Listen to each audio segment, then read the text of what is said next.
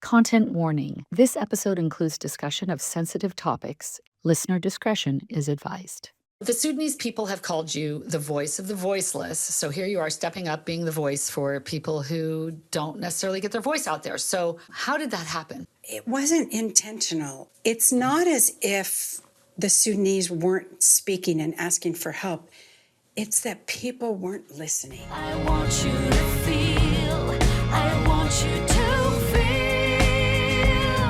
something crazy, crazy, amazing. Hey, beautiful people. Welcome to the Crazy Amazing Humans podcast, where we share the stories of people who remind us that courage, compassion, and determined action can change lives and sometimes even history. I'm Katrina Carlson. And I'm Jefferson Denham. Today's guest has spent more than 4 decades working in international politics, security, and advocacy, often behind the scenes. But her work in Sudan has brought her very much into public view. That's right, Jefferson, because Janet actually was the first woman in history to serve as political advisor to a head of state in the Arab world. And that head of state being President Omar al-Bashir of Sudan. The Sudanese people have called Janet McElligott the voice of the voiceless. She has carried stories of war, displacement, hunger, and sexual violence from survivors to social media, news programs, the halls of Congress, and international forums. Janet describes herself as a warrior who wears pearls into war zones, silk and brocade into military camps, and walks with purpose. That word, walks, by the way, has profound meaning in her own life. At 13, she was told she might never walk normally again. She refused to accept that verdict. Amazing. So, Janet, welcome to the Crazy Amazing Humans podcast. Thanks. We are so happy to have you, You here bet. today. Well, I'm really pleased to be here. Thanks for and coming. So I great to have appreciate the opportunity. Of course. Love it. So, Janet, as you probably know, our very first episode featured Dr. Tom Katina from the documentary film The Heart of Nuba, directed by my awesome hubby, Ken Carlson, who was also featured on that first episode. So, Ken, can I pull you out from behind the camera and will you come sit with us and say hi to Janet, please? Ken Carlson, everyone. Ken Carlson, everyone. Hugs happening right now. Thank you, Ken, because I was thinking it would be a great jumping off point to get to know who Janet is, to have you help tell the story about how and why Janet was able to help broker a ceasefire with President Omar al-Bashir of Sudan, alongside you, Ken, utilizing the film The Heart of Nuba. So can you tell us what happened and what impact exposing the atrocities in the Nuba Mountains had at a time when journalists were not even allowed to be in that area? We finished The Heart of Nuba, and we are very proud of the film, but we needed to get it out there. I mean, a film is great, if you play it, people respond to it, that's great. But how do you get it out into the world so it's effective? How do you distribute it so a lot of people can see it, especially key people? And I happened to get a phone call from our dear neighbor, Don Burris, who said, Ken, I am eating at a restaurant right now, and I'm sitting across from this lovely lady that says she can get The Heart of Nuba into the hands of Omar Hassan al-Bashir. And I went, huh? Now, for our audience, who is that? It's the former president of Sudan. And so I took a flyer. I love Don, and he has never led me astray. So I decided to go down to Blue Plate Oysterette and sit down, and I met Janet. And I told her about the film. I told her why I made it, and I told her how I wanted it to impact the world. And she said, I can help you with that. I'm like, okay, well, you know, I need to. She goes, I can help you get the film to the president of Sudan, Bashir. I'm like, you can? She goes, yes, trust me. So And he did. That is a Janet line. Just Trust met me. you. trust me. And so at that point, you know, everybody tells you that, trust me, I got this covered. It's a home run. It's a, you know, it's a grand slam, and it's a sure thing. And yeah. And I decided to listen. What did I have to lose? You know, I mean, just some time and effort. So I listened to her, and she said, I can have Mahdi Ibrahim visit soon, like within 2 weeks. Yeah, he was coming for the inauguration, the first inauguration. Now, who is he? Mahdi Ibrahim Mohammed was the Sudanese ambassador in Geneva at the UN, and then he became the ambassador in D.C. And at the time, he was the Minister of Political Affairs at the Presidential Palace. in Sudan. In the Sudan. Mhm. Yeah. So she said, "Is there any chance that we could screen the film for him and get his approval and have him be our courier and take it back to Bashir because he is so well respected?" So I said, "Absolutely, I'm in." And we had a quick screening here at our home in a screening room that we have, and Janet and Mahdi and I watched the film, and she can tell you what happened after that. I mean, I didn't know what to expect. I didn't know if my life would continue after this. I was literally pacing the floors. I'm like, We were- wait, why did we invite this guy into our home? He knows where we live now. And if they don't like this film, which is exposing things, and Ken was in a war zone that was forbidden for the press, my spidey senses were tingling. And rightfully so. Yes. no. It's a tough film to watch. You see a hospital being bombed. You see children who are terrified of a noise in case it is a plane coming to drop bombs on them. And so during the screening, you were in charge of your youngest daughter and putting her to bed. Yeah. And you thought, I could see it on your face, like, oh, they'll be gone by the time I get back. I was thinking of any excuse to get the hell out of it. He was very emotional, though. He was. Remember? I mean, Yes, here he very. was, and he told me after that screening that he didn't know that this was taking place. He didn't know that the extent of... The extent, yes. Yeah. He knew about the bombing of the Nuba Mountains. He was understanding that the bombing was in military areas. So ultimately, I did trust Janet. I'm very grateful that we did because she was able to get the film through Mahdi into the hands of Bashir and the Parliament. And the Parliament. That's a whole other story. And tell them the end result then. Ken came to the Sudan to interview the president. That's not a little thing. Well, yeah, Wasn't Janet everybody? arranged for Ken to get an interview. Am I right? Everybody wanted to interview yeah. this guy or get to him and talk to him. Nicholas Christoph, a dear friend, was there 3 times and spent over a get week in. each time, and then they denied him the interview. So I was kind of that mindset that, it could. And just so everyone knows, Nick Kristof is the Pulitzer Prize-winning New York Times journalist. But he didn't talk to Janet. That was his. Yeah, that's the problem. So, Janet, you got Ken there to speak with Wow. President Bashir. Yes. And she kept me safe, Yeah, which was a big deal. I think it was actually more dangerous. to be there. I was more exposed there than I was when I was in the Nuba Mountains. And did they make you apologize for being in the war Yes, zone? I had to, in order to get in, I had to sign a letter saying that I did, in fact, smuggle myself into a war zone in their country that was illegal and that I had to apologize for it, but I had to essentially admit it. And so going into that, knowing full well that they were aware of the fact that I did something illegal, then they had the documentation that could, of course, prolong my stay. As the kids like to say, they had the receipts. Yeah. However, I've been able to negotiate the release of, 700 or 800 hostages. So if he was going to get into jail. And You were going to get him out. Yeah, it's not that big a deal. I mean, when... Not that big of a deal for you to say. Ultimately, there was a statement made by Bashir that said the primary reason for the ceasefire was the film, The Heart of Nuba. It was the reason. He didn't say primary. He said it is the reason. Because when you see instead of just read on a piece of paper, there's a very different reaction. It's visceral. It is visceral. And to hear and to see kids shaking a rosary, please, Jesus, help me. The Muslims have respect for 3 religions. But sometimes it has to be right in your face to go, these are people of the book too. You know what? We love Kat. Kat and I are big fans of art because art moves things, gets inside you.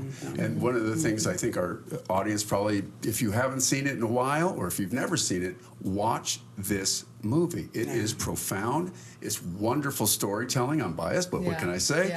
And you will come away changed. And it's horrible. Yeah, no, it's hard to watch, but it's But actually... there's redemption in it, too. There is. It is. There is hope and redemption in that And film. there's a great protagonist, Dr. Tom Katina, and I've been so blessed to have my path cross with his and have a lifelong friend like him. He's truly a saint. But I wanted to say one other thing, that then the film, it was able to achieve a lot of other things. We raised quite a bit of money, millions of dollars for the hospital. So it kind of has an annuity now that it can survive on its own. We still need funds, but it's really comforting to know that it's not going to shutter tomorrow. Also, this is the power of the medium. This is the power of filmmaking. As you mentioned, art has a profound effect on us, but also the need to believe in others and trust others. And to be inspired. And be inspired by. So I trusted Janet with this, and it had a huge effect on that part of the world and many other parts of the world. Beautiful. And my niece, who is my second eldest sister's daughter, saw the film. She went into Fordham and got her degree in global health, and she now is with Catholic missionary boards, and they raise money for this hospital. Oh, that's so cool. Wow. That's a full circle Isn't that moment. wild? I love that. So there it Yeah. is. Okay, So tell It's me. beautiful. You know what, Ken? This is great. Now get back to work, will you? We need you behind the camera, Ken. Hey, beautiful people. This is the part of our episode where we quickly remind you, if you're enjoying our podcast on YouTube, please take a moment right now and like this video and ring the bell. And if you're listening on your favorite podcast platform, be crazy amazing and write us a review. Very much appreciated. Now back to our conversation. All right, Janet, so you grew up on a cattle ranch in Oregon. You had a total of 11 people in your high school graduating class, with 3 of the graduates being McElligotts. Absolutely. Okay. With that as your upbringing, how in the world did you develop the passion you have for the plight of those in other parts of the world? Do you know, when you grow up in a small town and your family kind of dominates things. My uncle was the judge. My dad was the school board chairman. My other uncle had gotten a national award for soil conservation. You're used to being a leader. And it doesn't matter if you're a leader in a small town versus a big town. That's what you're used to doing. Wow, So- I never thought of it that way. Yeah, so you know, we took turns being the president, the secretary, treasurer, and the vice president of the classes. And we were in the Honor Society. The starting 5 on the girls' basketball team was Michelle McElligott, Carol McElligott, Martha McElligott, Grace McElligott, and Janet McElligott. You know, that saves a lot of money in producing T-shirts and Yeah, everyone jerseys. just McElligott. The name is already there. Yeah, go ahead. So that was who I always have been. That's And amazing. it was our responsibility. Nobody stepped forward because you wanted that. It was like, it was your turn. Yeah. Yeah. This And was that's your the obligation. difference. Yeah. Otherwise, nothing would happen. That's really cool. That's a plus for a small town. It is a plus for a small town. I like that. So the Sudanese people have called you the voice of the voiceless. So here you are stepping up, being the voice for people who don't necessarily get their voice out there. So how did that happen? It wasn't intentional. It's not as if the Sudanese weren't speaking and asking for help. It's that people weren't listening. There were a lot of voices, but none of it was cutting through. And one, you know, I got so upset one night because I have all these friends in Sudan, having worked there for about 30 years, doing peace talks, the bin Laden stuff. I was liaison between the National Islamic Front and the Catholic Church for a good 20 years.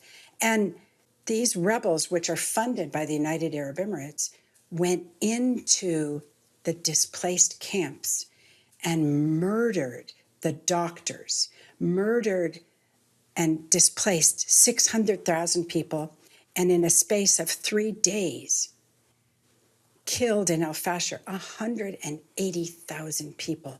There was so much blood you could see it from space, and it didn't make the news. And I was furious. It was probably 11 o'clock or 12 o'clock at night.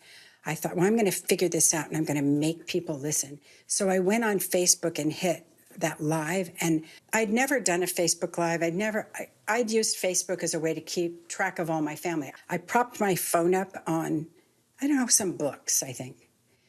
And I said, I was furious and I was crying and I didn't have makeup. I looked awful, okay? It was like the worst, stupidest decision. And it hit 6 million or 7 million views in a matter of 2 or 3 days. Wow. Okay. And I didn't even know I know that sounded like a lot of people, But the world's a big place. How many million people are in the world? Yeah. Who knows? And what I didn't know is that put me on everybody's radar. And then people who were displaced began to send me messages. I'm looking for my daughter. My child's lost. Because Facebook was the way that they were communicating. The troops on the front line send me messages. I even got a message coming here today that said 700 of the UAE's militia, and I think it was 153 Colombian mercenaries that were hired out of Abu Dhabi, were killed by the Sudanese armed forces today because they're on the road back to El Fasher almost 4 years after the coup happened in Khartoum. Okay. Wow. As I'm processing all this, I just have to think, first of all, it must have been a shock that you were able to reach so many people. Obviously, you were frustrated and you just wanted to put the word out there. Yeah, that's all. But now that people are responding, do you feel like you're drowning in this information? Is it just overwhelming to you? No, when you come from a big family, you're used to a lot of people throwing stuff at you. Mm-hmm. And That's so it's not like I'm drowning at all. The funny thing was I went on to renew my own website, which is just McElligott International, the next day, and it was on GoDaddy.com. And I thought, I wonder who's doing war crime stuff. So I just put in the GoDaddy thing, Sudan war crimes. And then it pops up, URL available, and it was 99 cents. So I bought it. And then I went, the .com is available. I wonder if the .org is. So I bought it, and I thought, I'll give it to somebody in the government later. The next day, I got an offer to sell for either $2,600 or $2,700 Wow. And you were, and so why would someone offer you that? because they didn't want the website created. Wow. They didn't want anyone to document war crimes. Right. That's incredible. For someone listening who knows almost nothing about Sudan, and that would be me, can you explain in plain language who is fighting, how Sure. did this war begin, and who is paying the greatest price? I'll start with who pays the greatest price. It's civilians. The reason the war started was because there was complete disarray in the capital. After 38 years of being in power, Bashir was ousted. And he was ousted, it was kind of the remnants of the Arab Spring. Everything came to Sudan What year was late. that-ish? This was 2023 that this happened, this latest fighting. But he was ousted, I think, in 2019. And there wasn't a great deal of leadership going on. So the people of Sudan were a bit frustrated, and that's how Bashir was ousted, and the military took over. So there wasn't a lot of leadership at the time. And the former vice president, a guy named Hameti, which means Little Muhammad, his name is Mohammed Dagalo, decided, I can take this whole thing. And they brought in the Wagner Group from Russia. The Wagner Group are the militia or the mercenaries that are Putin's mercenaries. And they also brought in military advisors from the United Arab Emirates who believed that they could have this coup happen overnight because, like I said, things were not very strong at the time. The Wagner Group took control of the airport, they took control of the presidential palace, and they thought that was the end of it. But the military in Sudan has been the one institution that the people have always relied on, and it woke them up. Now, they were still in disarray, things looked terrible, but they began to organize as the voice of the people. And the capital was held and destroyed by the militia. And By it the was Wagner Group? by the Wagner Group and what's called the Rapid Support Forces. And the Rapid Support Forces is just a nicer name for the Janjaweed. The Janjaweed was something that Bashir brought in to control Darfur and to fight against the South during the Civil War. And Janjaweed, when you translate it from Arabic, it means devils on horseback. And they are those people. The head of the Janjaweed, which now is called the Rapid Support Forces, is a guy named Hameti, Little Muhammad. And he never went beyond third grade. He was a camel trader. But he is a brilliant strategist. I mean, make no mistake, he's a brilliant strategist, and he had the might and the money of the UAE behind him. Now, why would the UAE want to get involved in this? Let's look at the Arabian Peninsula. In 25 years, the UAE, which is a very small country on the opposite shore of Saudi Arabia, and it's right where the Strait of Hormuz is right now, they will have no water and they will have no food. Sudan, north and south together, is the same size as the United States east of the Mississippi River. Wow. Okay. Okay? And Darfur, that one state of Darfur, is the same size as France.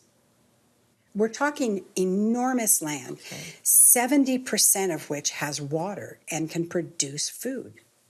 So if you're looking at controlling things in the 21st and 22nd century, it's food. You can't drink oil. Or eat money. Or eat money. And Abu Dhabi is the governmental head of the 7 Emirates, whereas Dubai is sort of, or I should say was, because this has really destroyed them. They have been the shopping mecca. They have been where all the gold goes. But they don't have one gold mine in the Emirates, not one. And what's happened is they've actually replaced Cyprus as the biggest money launderers in the world. Oh, I didn't know that. Oh, yeah. Because you can So just... who's replaced Cyprus? Dubai? Dubai. Okay. Yeah. Huge money launderers. Okay. And the Iran war has kind of broken that wide open. This was an unexpected result of the Americans and Israel attacking Iran, was Iran hitting the neighbors, all of the neighbors that had bases. So the Emirates were looking to control the agriculture, the gold, and the oil. But not just that. In oil and in a land that's as vast as Sudan, you have a tremendous amount of rare earth minerals, because don't forget, one of your neighbors is the Congo. So as we look into the 21st and 22nd century, Africa is where people are looking for resources. That's why they're there. That is why they're there. Yep. Okay. So this past New Year's Eve, where you spent that New Year's Eve with survivors from El Fasher, without sharing anything that could put someone at risk or anything else. Can you bring us into that room and tell us what happened there? So I'm a part of something called the Center for Political Affairs for Sudan. It's run by a gentleman named Abdulaziz Osher, and he asked me to be on their board because I have a very large following now on Facebook. I do little updates, no more than 5 minutes, and not every day. It's just when I have news. So I said, I'll do it, but I want to meet the survivors of El Fasher because they have suffered so much. And they're in a camp called Abdaba. And it is 700 miles that these people walked to get to freedom, to get away from the militia and to feel safe. So they walked from El Fasher to Al-Daba. Al-Daba. And this El Fasher, that attack with all these people who survived, that was one of the first attacks in the war? Or where was that in this? That was the most brutal attack. Okay. Where 180,000 people were murdered in a span of 3 days. Could you say that number for me one more time? There were 180,000 civilians murdered in a span of 3 days. 3 days. Executed in the streets. You could see the blood from space. How do you know that? There's a group at Yale called the Yale Humanitarian Assessment, I think is the rest of it. They had accurately predicted this genocide. They had spoken to Congress 6 times. They had briefed the United Nations that this was coming. They could see the armaments coming from the UAE. They had the manifests of the planes. They knew. They knew that these these Colombian mercenaries that the military from the UAE had brought in troops from Chad, Libya, Mali, and across from West Africa to take Darfur. And the key point that they needed to take first was al-Fashir. And they needed to create something that was so brutal, people would leave on their own from other places. Okay, why were they wanting to take Darfur? And Darfur, you're talking about the state of Darfur. Correct. Okay. Because Darfur has a mountain called Jebel Mara, and it is literally a mountain of gold. Okay. And at the beginning of the war, they had been smuggling out gold. They smuggled out 25 metric tons that I know of through Libya into a port city called Misrata. And Misrata, when the president of Libya found out about it, he said that gold belongs to the central bank of Libya, but it was in General Haftar's area. So we know it wasn't the central bank. And there's not a gold mine in General Haftar's area. This came from Jebel Mara. Wow. Thank you for that. So you promised the men and women who had experienced sexual violence that they were not alone. What exactly did you promise the survivors of al-Fashir, and how are you trying to keep that promise now? Remember I told you for 99 cents I bought a website? I met a woman in the camp that night. Her daughter wasn't able to see me because her daughter had been killed. She had been 7 months pregnant, and one of the militia took a machete and cut her open and took the baby out and murdered the baby in front of her. And many of the people, and when I say people, the UAE's militia, the RSF, would put bags over the head of these people and babies as young as a year. And they were castrating the men because they wanted to repopulate with the militia from Mali and Chad and Libya. And I said to them, I will speak until the world listens. The voice of the voiceless. And it's, you know, when you see this, you know that they have to have their stories told. So you're basically telling us about all these war crimes. You got this website. Explain to us, you know, that clearly in the past there have been war crimes. Currently there are war crimes. There will be more in the future. Will you tell us what you're doing about that? So I bought the URL. I didn't know how to do a website, so I just put on Facebook, hey, does anyone know how to do a website? And does anyone want to help?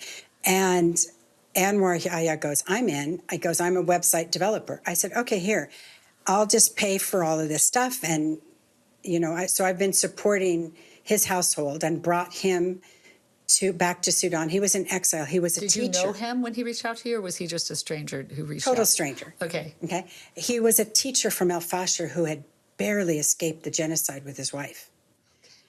They looked out one day, like 2 days before the genocide happened, and their next door neighbor, who lived across the street, had all of these military cars, and they said something bad is going to happen. And they had survived the 2003 genocide in al-Fashir, and they said, we're getting out of here.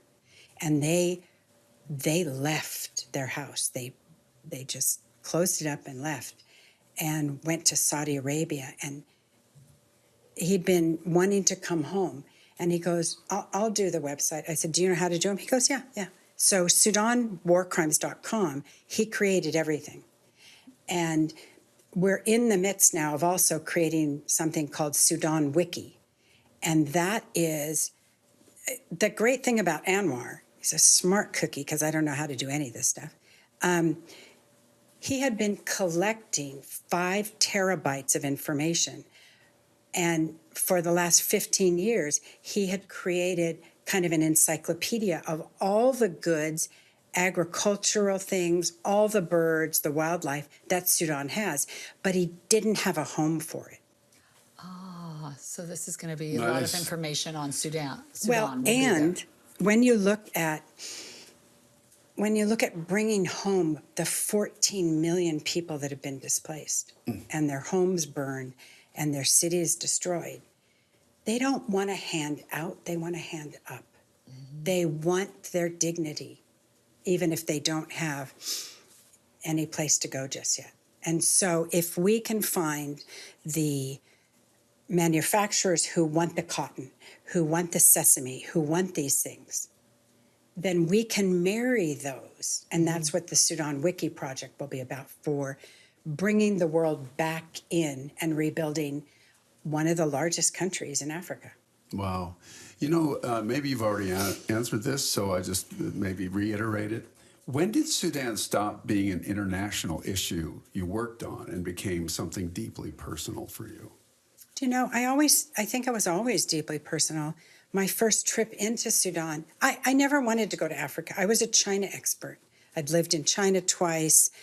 I was at the Chinese embassy and met Mahdi Ibrahim Mohammed, the Sudanese ambassador to the U.S., and I ended up becoming a liaison between the National Islamic Front, the Red Cross, and the Sudanese government to free 8 Red Cross hostages. And I said, okay, I'll pass messages, but I'm not going to Africa. And of course, the minute I said that, 38 days later, I was in Africa. There you are. But at the time you'd been working, yeah, because you speak Chinese. How many languages do you speak? You know, I can get by in about 7 or 8. That's incredible. Okay, so what do you love about Sudan and its people? You know, something that maybe the headlines don't show us. The Sudanese are known to be the kindest, most generous people on the face of the planet.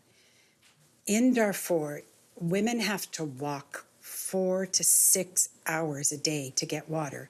And yet outside of every gate and every home in Darfur, there is a large cauldron of water for strangers. Wow. That's a metaphor for a lot of things. It That's really incredible. is. And if someone is hungry in any place in the Sudan, every home has a room to feed a passerby. I love that. That's incredible. So you obviously have witnessed these acts of kindness, of compassion, and bravery, and they can really break your heart. But you also have hope at the same time. And so can you share a moment that stayed with you of hope that you saw there? There's a gentleman, he decided to use his Facebook page to raise money to feed these displaced people. And he created feeding centers all over, everything funded through Facebook donations. He has fed millions of people. When we cut off USAID, 25 million people in Sudan were at the verge of starvation. And this individual stepped up and said, you know what, I know how to cook. I know that we can do this. Okay. And he recruited volunteers and said, this is what God expects of us. This is like the World Central Kitchen. Yes, very much so. For Sudan, and World Central Kitchen wouldn't send anyone there. It's way too dangerous, right? Correct. Yeah. So he became the Jose Andres of Sudan. I'm thrilled that people are showing out like this, but it doesn't excuse cutting U.S. aid. It just doesn't. And so I'm happy people see a gap and they want to do something about it, but I think it's criminal that we justify cutting aid to it's so short-sighted, and it just makes me angry. I'm curious to know what your response would be to that. Let's go back to how the Sudanese are. They aren't looking for a handout. They're proud that there's a Sudanese that stood up and said, I see a deficit. Let's work together. And if we cut USAID, which we have, not every country is going to respond that way. Right. And if we call ourselves a Judeo-Christian culture, this is shameful, because we're only acting as if how much money can we make with the next Bitcoin? And I don't think that's very Christian-like. I don't think that's very Muslim-like. I don't think it's very Buddhist, Jewish, any of these religions. Yeah. You know? It's true. It really is against all of that, in my humble opinion, as well. And you know, you mentioned earlier too, Kat, remember when, Janet, you mentioned that even though folks are starving and going through such hardship, they're generous. Oh, it's There's amazing. compassion at the level of poverty that sometimes if you have too much, you don't know what that's about. You don't know how to share That's it. why I asked, was this gentleman wealthy? Because I assume the answer is not really. Like, Yeah, not no, really. not wealthy. And I just think it's a witness for people to see that, yeah, anyone can step up and help, just like you have stepped up and helped be a voice for the voiceless. One more Yeah. thing I got to say, like you were saying, they folks want a hand up, not a handout, which explains the skirt you're wearing. Yeah, this is Right? actually a pair of pants. I'll show you what the color looks Yeah, like. well, let me get my glasses on. It looks like a skirt from here. Yeah. But anyway, so yeah, the awesome colors. Yeah, so you're go ahead. Beautiful. You know, we all have choices how we want to spend our money. And unless you are a nudist, you're going to buy clothes. Okay, why did you look at me when you said that? Oh, it was just wishful thinking. I like this guy. So I have a friend named Dr. Patricia Bailey, and she is a missionary, and she works in about 160 countries. And so one of the places that she concentrates on is Africa. And they help unwed mothers in Soweto create fabrics and to put them to work. So I buy a lot of my clothes from her, knowing that this goes to help a kid go to kindergarten, that this helps a teenage mom feel dignity instead of a charity case. And, Absolutely. you know, it's loud and proud. Yeah. Okay, so you may have touched on this. Okay, we know, Katrina and Ken, me, our audience knows that you take stories entrusted to you, and then you take it to newsrooms, Congress, the United Nations, the BBC. You said that you get interviewed by them quite a bit. Yeah, 2 days ago. 2 days ago, certainly on social media. So can you give us, if you can narrow it down to one, can you give us your most impactful or favorite example of how you've done that in one of these areas? I think that people, Americans especially, are generous souls, are compassionate people. And when you're talking about a war in a distant country, they think it's overwhelming and they don't know what to do. But when you give someone an opportunity, they go, oh, I can do that. So, for instance, I was asked to be a part of this thing. I got this email saying, do you want to be the next runway star? I'm like, what is this? And it started by a woman named Amanda Nguyen. She's a Vietnamese American. She was raped in her sophomore year at Harvard. So she realized that her rape kit was thrown away after 6 months. And she worked to get the laws changed and started an organization called Arise. And maybe I came up to her because of this work. A lot of people have seen it. And so I applied to be a part of this. That contest is going on right now. And in my group, I'm at number 1. The prize for this is $20,000. And I'll take that and we'll create a bigger platform with Sudan war crimes. And the first thing we'll have to buy is actually a solar generator. They cost probably $1,500 or $2,000 because there's no electricity.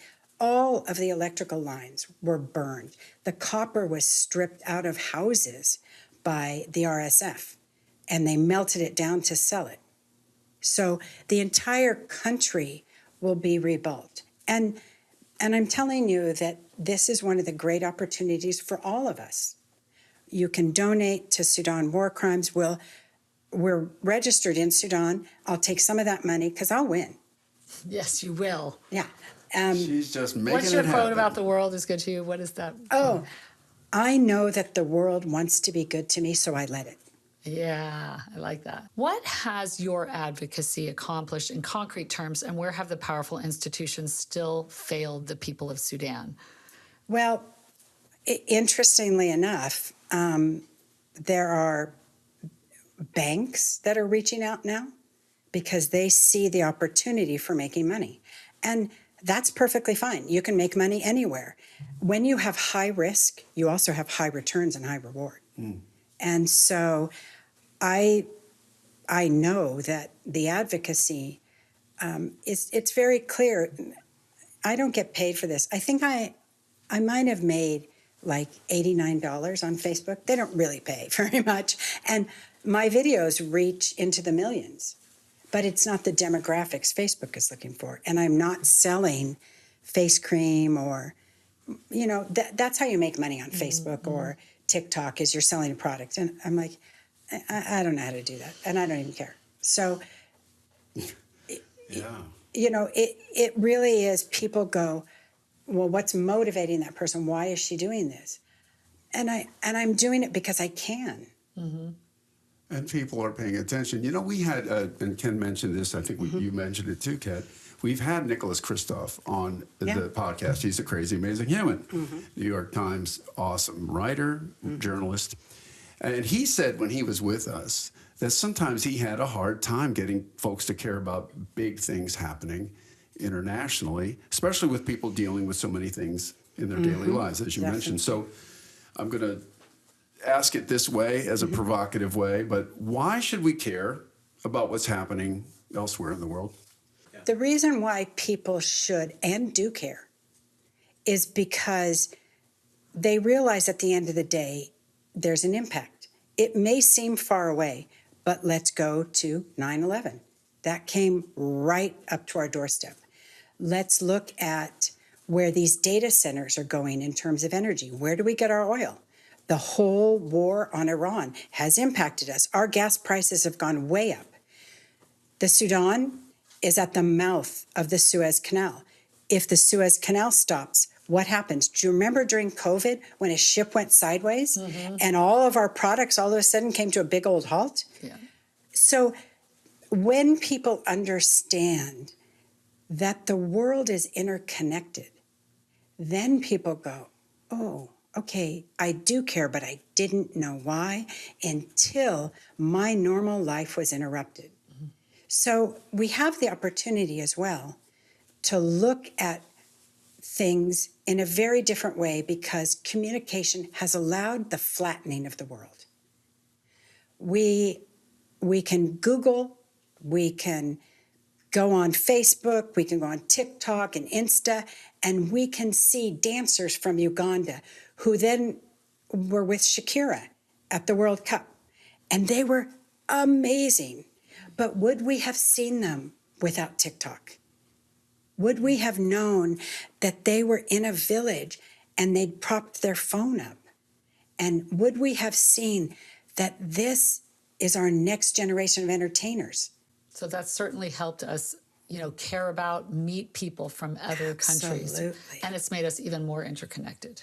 Absolutely. And we don't have to take a month on a ship to go to China. We just get on a plane and we're there that same day. In fact, we gain a day. It's like we haven't gone anywhere. That's amazing, yeah. If you keep going that direction, you get younger, I heard. I wish. Okay, so going back to you there in Africa, I can't get this image out of my mind about you wearing pearls into a war zone and silks and brocades in military camps. And so where did that practice begin? And what are you declaring when you enter those spaces dressed beautifully? Well, it kind of began accidentally. I was going on a hostage rescue, and I'd never been to Africa. And the ambassador at that time, Mahdi Ibrahim, said to me, do you know how to dress in my country? I said, up to here, down to here, and down to here. And he goes, precisely. Well, the only outfits I had was a green silk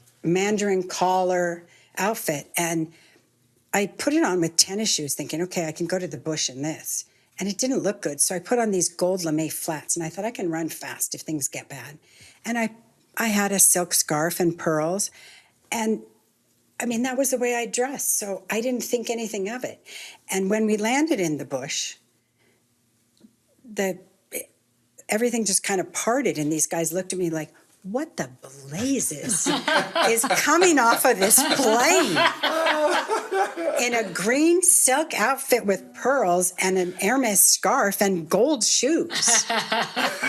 But it was practical. It kept the mosquitoes off. I could run. And if I needed to pay off someone, they would take pearls in exchange for my life. Oh, that's fantastic. Okay. So I always went in with at least $15,000 worth of jewelry in case I needed to buy my freedom. Oh, my goodness. That's smart. I want to go back a little bit to the war. Where is it now? And what do you wish that people knew about it to help make change there? Right now, the Sudanese Armed Forces is, and I'll just quote this, ridding the country of vermin. These are militia that are funded by the United Arab Emirates. Today, I got notification from the front line, and I can't remember the exact number, but it's 700 militia were killed today, and at least 150 of them, or 153 of them, turned out to be Colombian mercenaries paid by the United Arab Emirates. They have the identification cards. I'm sure I'll be getting more detailed information. Okay, I'm sorry I keep getting... The RAF is different than the Sudan Armed Forces. Correct. The SAF, Sudanese Armed Forces, RSF, Rapid Support Forces. Are they on the same side or different sides? They're the opposite sides. Okay. The RSF are the murderers. The mercenaries, too. The you said, mercenaries. Mhm. They are paid by the United Arab Emirates. So when you're saying that Sudan Armed Forces are, who's ridding the vermins? Which side? The armed forces. Okay. Think about it as the U.S. military. Okay. It's the Sudanese military. It's the people. And what's really interesting is, do you remember I told you it was in disarray when when the Wagner group overthrew things? There were, I think, maybe 600,000 in the entire country in the armed services. People came out in droves. There might be as many as 2 million Sudanese who joined the military. Okay. And they're defending their country. Defend And their are country. they on the up right now? Or are they? Oh, yeah. You're saying Yeah. they killed a bunch of people who They took out many of the people who raped and murdered civilians today. Okay. And they Wow. are taking back the country. Okay. And So the people believe in the military. They're actually the good guys, and Yes. they're happy Yes. that they're around and doing what they do. Armed Forces. Okay, great. What do you want the world to know then about this, or how people can help them? Because who is supporting the Sudanese Armed Forces? right now, Saudi Arabia is behind the armed forces, and so is Egypt, because they realize if they allowed this to continue, those people will come for them next. Okay. And so the region is now stepping back and going, okay, this isn't as clear as we thought. And the RSF is much more evil. And they're literally the definition of terrorists. And they have created multiple genocides, not just El-Fashir. They did it in a place called Kordofan. They went into the Nuba Mountains and started murdering people because the idea was, let's get rid of the population that's there, replace them with people from Chad and Libya and Mali, and then we as the UAE control the gold. We control the agriculture. Okay, we're going to shift a little bit. If the people you met on New Year's Eve are listening, what do you want to say directly to them today? You can stand behind me and I will tell the stories you don't have the heart to do. Powerful. Voice to the voiceless, once again. That's a very apt moniker. All right, so Janet, at Crazy Amazing Humans, we love to give our audience suggestions, marching orders, whatever. Just we love to say, what's one small thing we can do? Because we can't all be you. You're doing amazing work internationally, but we can do something. So what would you recommend or suggest, or what framework can we put our minds to to do one good thing where we live, in the communities we live in? Well, for instance, I'll give you a couple of things you could do that are pretty simple. One, go onto Facebook. You can follow me and share these stories that touch you. Mm-hmm. You can find something in your neighborhood that touches you. It doesn't have to be the Sudan. I want you to look up from your phones occasionally. I want you to see the I would world. take a hammer to the phones. No, I'm kidding. You want people to see the world. I want people to see the world, even if that world is your neighborhood. Because you don't have to choose the Sudan. You don't have to choose Iran. You don't have to choose Gaza. You can choose Santa Monica. You can choose downtown LA and the homeless. You can choose Dayton, Ohio. You can choose Detroit. Choose what touches your heart and say, I'm going to do one thing and make it 1% better at the end of the week. You don't have to make the difference.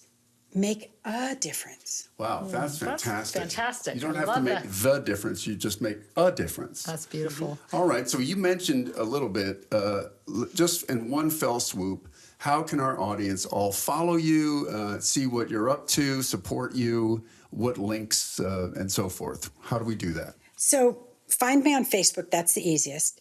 Help me by a free vote. And you better spell your name if we're going to find you on Facebook. Yes. Go ahead. Actually, if you go on to Google and you type in Janet McElligott, my name will pop right up. You're the only one in that category. That's Janet. I guess. Okay. Yeah. It sounds like McElligott. I It mean, does. that's what phonetically yeah. it sounds like. McElligott. And if this podcast comes out and I'm still in the running for Next Network Star, find it, and it's a free vote. If you donate money and buy votes, it goes to help victims of sexual violence, and it makes it easier for me to win. I've always felt that if you want to do good in the world, step forward instead of stepping aside. I love it. Wow, that's great. Janet McElligott, thank you for trusting us with your stories, with what you're doing, for helping the world see humanity and beauty that war can never erase, right? War cannot erase that. So thank you for reminding us also what a relentless spirit can accomplish. Janet McElligott, you are crazy amazing. Thank you. I want you to feel, I want you to feel something crazy, crazy, amazing. If you have any questions or comments about today's episode, please make sure to write us at crazyamazinghumans@gmail.com.